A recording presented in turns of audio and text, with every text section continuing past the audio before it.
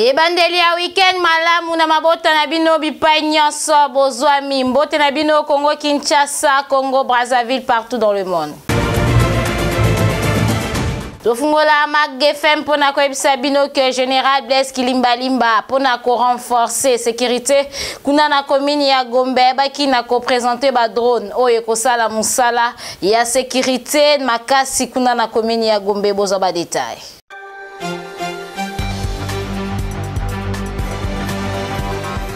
Mikolo Eleki, commissaire divisionnaire adjoint général Blaise Kilimbalimba aebaki na kopesa mibeko po na kopekisa bawewa bakota na commune ya Gombe po babandaki kokumba na mbilinga na ndenge ya kosakana te. Lokola bateti bazanga kate bazali kokota na kimutu makasi to pe na kimoyibi nde yango epusaki mokonzi ya la police ayeba na la bango stratégie ya makasi pona kokanga bango. Nde mokolo ya lelo mercredi ayebaki na ko présenter ba drone oyo ekosala musala na commune ya Gombe pona kolandela ba chauffeur oyo ya teti bazali kokota na ba charge ya minene ndeti mutuka oyo tala ndenge atondisi yango na ba sac bango nde ba kolandela pona kokanga bango pe pona kokanga bawewa oyo ya teti bazali kokota Gombe na ndenge ya kimutu makasi. Na yango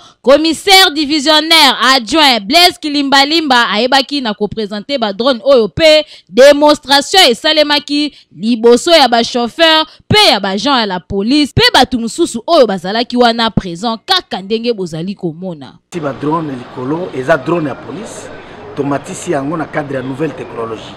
pour permettre biso bawewa oyo à un moment basi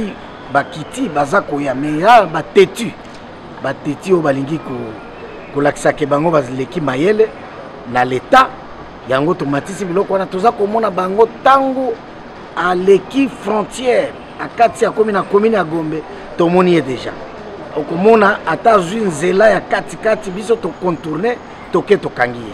eza tango ya mutu na mutu kotosa bibeko. L'autorité de l'État doit se faire sentir ndetina ya opération ya lelo et puis ekokende tina ba mituka ozana visière à la police totie nouvelle technologie en marche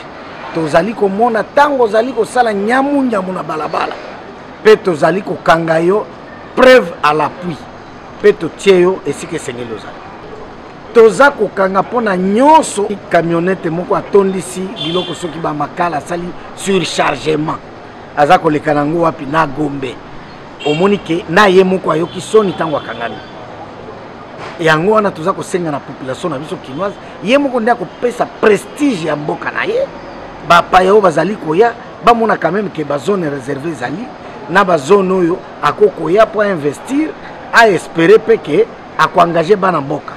Oyo ezali kitoko makasi kasi babiloko ya boye ekozala malamu mingi na ba commune oyo ezali ba zone rouge esika kulu nezali kosala makambo ya mabe soki ba matisi ba drone na ba commune to pe ba quartier wana bakokanga bango ekozala eloko moko ya malamu pona population kasi longonya na likanisi oyo ba autorité basili kozwa boye esali eloko kasi pona insécurité bo bakisa bo trouver solution et kosala lisusu eloko ya makasi. Mikolo na ville province ya Kinshasa mingi na district ya Changu bazali konyokwama na oyo etali pasi ya courant basengi na ba autorité ya SNEL ba kosala musala na bango ndenge elongo bani.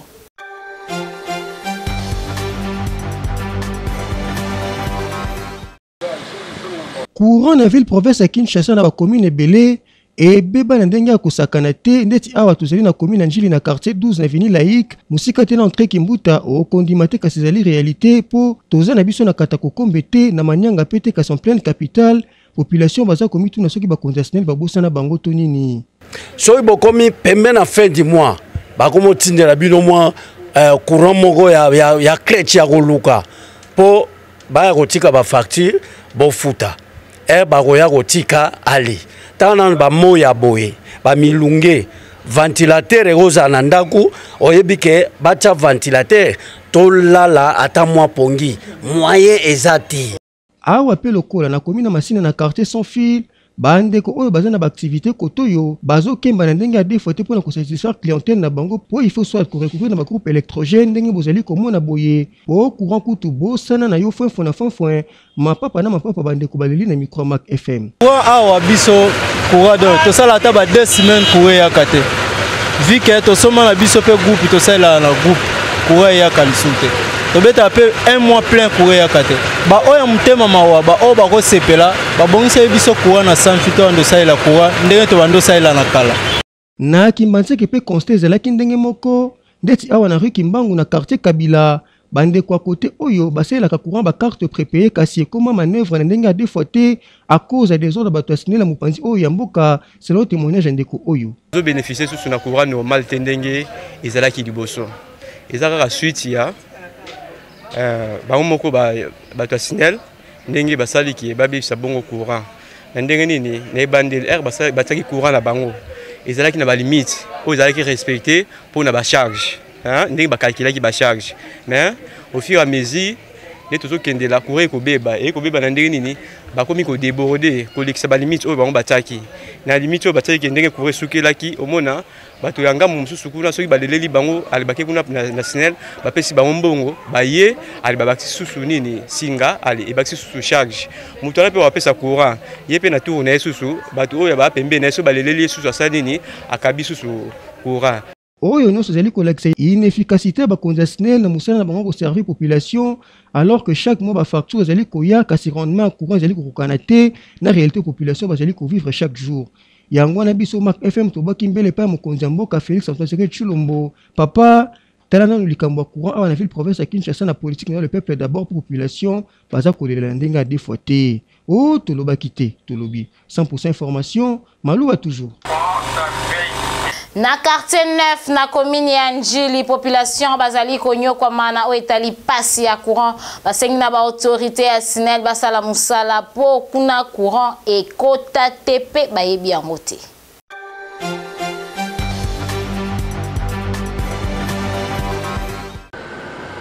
Soki okomi na Njili Sekomaf, plus précisément na quartier 9, population bazali ko vivre na ba difficulté makasi na o etali mai na courant. Awa kutu bayebi na bango mai ya régie des eaux te et sala bambula ebele régie des eaux abosana kote la bango batio ya mai po bazwa mai ya malamu il faut bakende na quartier 13 esiko wapi bakotoka mai e bongo côté courant en tout cas bosana bayebi na bango mwinda te banepe ebele donc côté oyo babone ya régie des eaux na SNEL bazali kolela makasi ba autorité ya des entreprises oyo basala na bango eloko te babeta bango kara tozali na quartier 9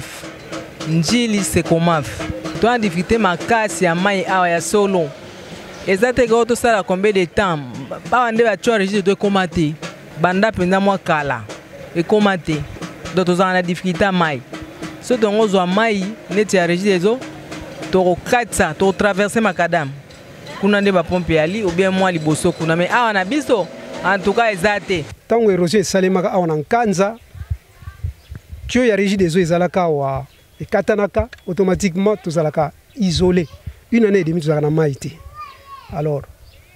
tosenga tosala ba démarche nyonso tout kosenga na régie des eaux bazongisa mai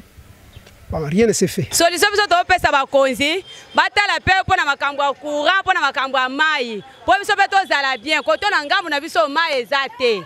toza na mai te toza na courant te eloko toyebisa biso bakonzi batala biso mpe po biso tozotalela bango mpe batala biso. En tout cas, awa tokosenga kaka na bakonzi ya SNEL na ya régie des eaux oyo ezali perte munene ba abonné bango yoyo bazali na posa botela bango mai bazali capable ya kofuta ba facture na bango oyo ezali perte munene pona kesi ya l'État. En tout cas, mai ezali très important na vie ya bato. Courant ezali très important pour ceux qui courant ezate et memaka insécurité et sika peuple azali bo trouver solution na lombangu po boye kitoko te. Eta ya bakable ya SNEL ezali lisusu kitoko te misusu ekomi kozika yango moko bolanda element oyo.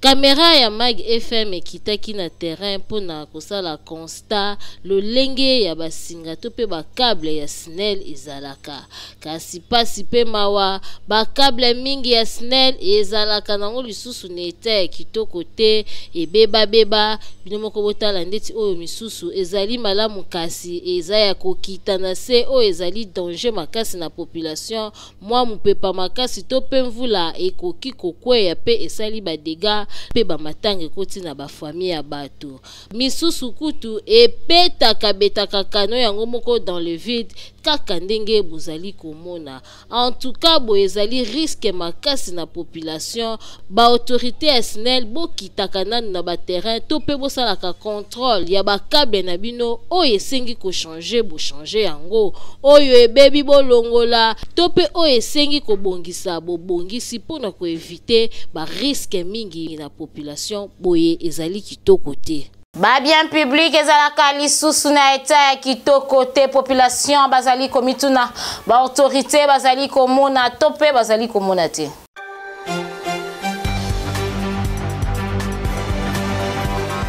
Ba bien public ya ville province ya Kinshasa ezalaka nango lisusu na eta ya malamu te, c'est-à-dire banzela, ba passerelle, ba fait de signalisation, ba marécage, ba éclairage public ezalaka lisusu na eta ya kitoko te. Soki otali na ngambu ya banzela okomona banzela ebukana bukana mituka ekoma na difficulté ya koleka. Na ngambu ya ba passerelle ici ebebi misusu kutu ekomi na risque pona koleka. Soki tokei na oyo etali ba éclairage public na moi okokanisake na butu ekopela nzoka nde na butu epelaka nango te soit moko okokonstate que banzela na butu ekoma molili. Na oyo etali ba fait de signalisation etikala nango kaka ba échantillon ya pamba yango ekoma ko créer mama na embouteillage lokola pe ba chauffeur na biso bazalaka pressé nanya kolekisa muninga bango nyonso bakoma kowela nzela nyonso wana po ba fait de signalisation esalaka lisusu malonga te. Na oyo etali ba marécage na nzela oyo permetaka que ba piéton bakatisa malamu okokuta misusu kutu elimwa nango emonanaka lisusu te ba piéton bakoma kokatisa na difficulté misusu kutu akokende kokatisa esika oyo esengeli te yango pe ba accident ekoma kosalema mingi nyonso wana po bakonzi balandelelaka ngo lisusu te bazalaka mbangu ya kotiela pe kosala inauguration kasi na oyo etali suivi po ba bien public wana ezala kaka na eta ya malonga wana nde basalaka te bakonzi bazalaka na négligence makasi okomona ti ekobeba nde bakoya lisusu kobandela lobi okomona o toke inaugurer éclairage public oyo ezali makambu ya soni makasi en pleine capitale biloko boye esalema ba autorité bofongola misu na oyo etali ba bien public po mbongo ebimaka ebele po nengo kasi esengeli pe bosalaka entretien nango boye ezali kitoko te. Wenze ya Daipen ekenda nsango kuna na komini ya Nsele Mag FM ekitaki na terrain pona kotala ndenge nini batekaka pe kotuna bateki ba difficulté nini bakutanaka na yango.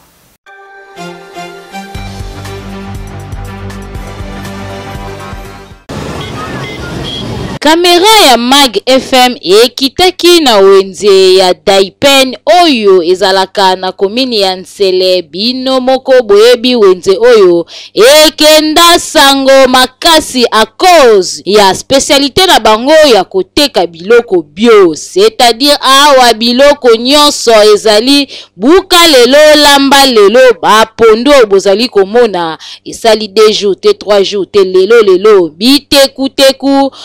epina awa pe batekaka biloko moins cher. Botala ndeti ba pastèque yo na munene nango kasi eza nango 3000 francs 2000 francs. Soki wozwi pastèque yo bomemi yango na ba commune mususu o tokoloba te okoyoka 10000 15000 kasi awa ezali kotekama na 3000. Bateki ya awa batekaka biloko na bango moins cher po bango pe basombaka yango na prix ya se. Kasi pasi ezali kaka ke awa bateki bazali kolela po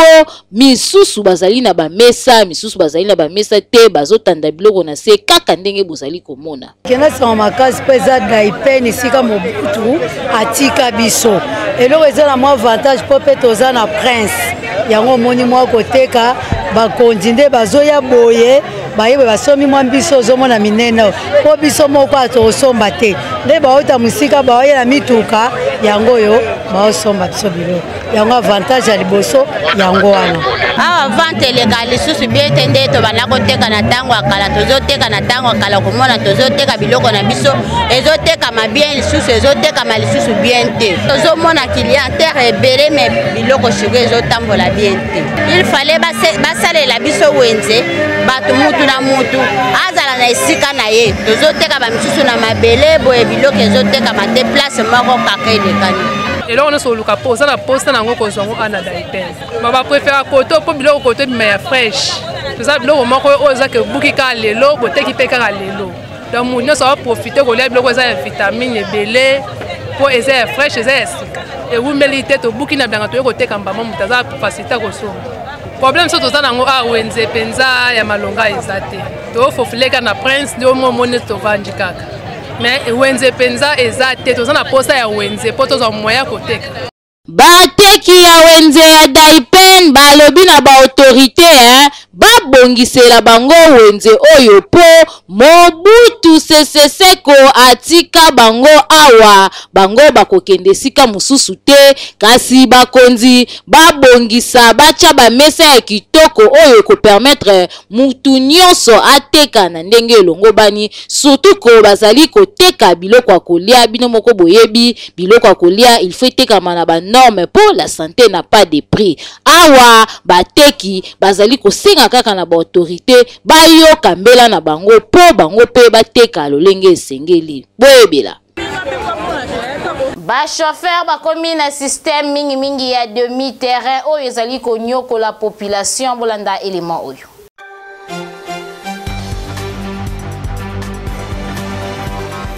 Lelo soki otamboli na bakwe mingi awa na ville province ya Kinshasa okomona ke ba prix ya transport et comment nango ko changer ndenge kaka caméléon a changer ba couleur. Soki obimi na tongo oko futa 1000 francs na midi soki chance eza okoki ko futa 500 francs mais soki kaka tokomi na pokwa engaye ba recevoir ba bandi 150 wana bongisa déjà 1500 francs. Soki oyoki 200 yeba ke 2000 francs nde bazali ko senga e bongo soki obetaki calcul na 1000 francs makudile yoyo po okozanga moya ya kozonga na ndaku. Système oyo ekomi konyoko la population na ndenge ya kosakana te suite ya ba chauffeur na ba receveur na bango ndenge mutu na mutu akoma kosenga prix ya transport na ndenge alingi. Nzokande l'état congolais ayebi kaka ke transport ezalaka 500 francs kasi sur terrain eza nango bongo te. Lokola pembo kanabiso ba mesure ezwa makambangu kasi suivi ya malonga ezalaka nango te. Depuis carburant ebungaka yango esalaka ke transport e mata kasi carburant déjà ezonga ndenge ezalaka kala transport ti lelo eboya nango kozonga na 500 francs. Ministère ya transport en tout cas bolandela nanu likambu oyo po façon petit peuple azo souffrir yango te. Soki bobongisi ekozala malamu po ennemi ya congolais ezalaka kaka congolais ye moko ndenge musicien moko aloba ke richesse moko pe ya Congo babosana koloba ezalaka nde motema mabe. Boyoki mingi na ville province ya Kinshasa population bazali konyo kwa maana o etali pasi ya mai mingi basalela ka ba mai ya fourrage.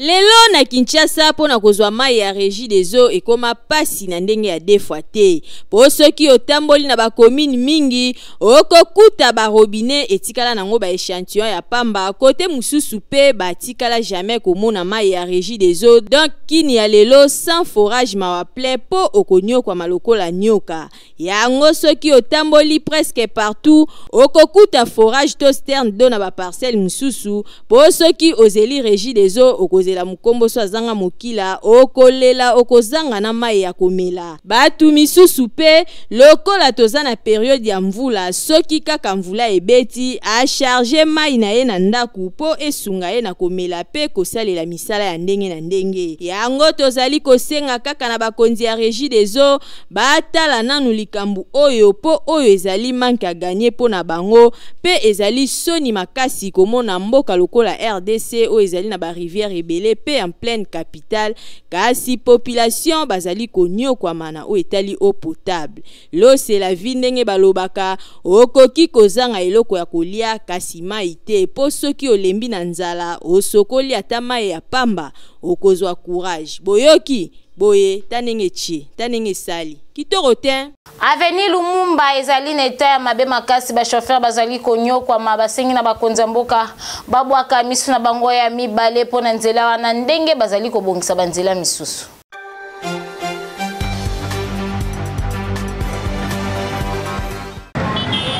Nzela oyo ya commune ya Limete précisément nzela ya Lumumba oyo tolakisaki bino ya mikoleleki ndenge nini population azalaki kolela kasi population asepelaki tango amonaki ba engin eyaki e bandi kotimola pe ebandi ko se préparer pour na ba travaux na yango population lobaki merci beaucoup cette fois-ci ba autorité compétente ba yoki kolela na biso okomona kaka ba bwaki zero moko ya muke ba ye na moi 2-3 briques ba ye na moi quelques biloko ba bandi ko balusana bango sima on dirait kaka ba zo sala ba aventure neti ba sala misala na lupango moko boye kasi population pas azali ko tala azali ko zimele azali ko comprendre te pourquoi ezali ko continuer boye yango wana population a réagir na micro ya Mag FM alobi soit bazali ko sesa ba aventure soit nzela yango musala ezali nango te o bazali ko sala ezala raté boyoka population ndenge ya lobi ba ko sa nzela oyo mais mikolo ba yo sa lisusu te ba sa ata 3 semaines ou bien 4 semaines ba yo sa lisusu te batiki ka boye to so nyoka mafo pona nzela oyo bazolo bakeyo bazo pesa bango mbongo te po pasana nzela te bana batiki nzela oyo na isa inane mobimba ezo sila kakati isonde to teka moko bala kuluna ba eba bandi bitumba la bango awa ba bunda loko ya mituka ezate circulation ezate ba bandi bitumba la bango nde babunda kati bana ngambo na ngambo babundi omona bo Tanzania moko mona banda bakitisa ba mabanga o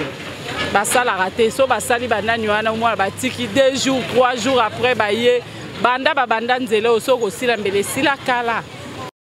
Tomoni yango ndenge salami boye tomona ba travaux ya banzela nyonso ndenge salemaka komona pena ba engin zawana ezali kotimola ezali kosala musala ndenge esengeli mekasi o tozali komona awa ata kutu mutu azali kosalisa musala na lupangu na ye ekokende boye te population azali kolela pe surtout lanterre o ezali awa na nzela yango ba aventure ezali kosalema awa ezali kokoze pe bakulu na po place yango ba travaux ezali kosala nango te yango wana population ya commune ya Limete abeti sete alobi ke ba autorité ba mekempe hotel la bango nzela oyo po likambo bazali komona awa ezali kobakisela bango lisusu pasi oyo balelaki.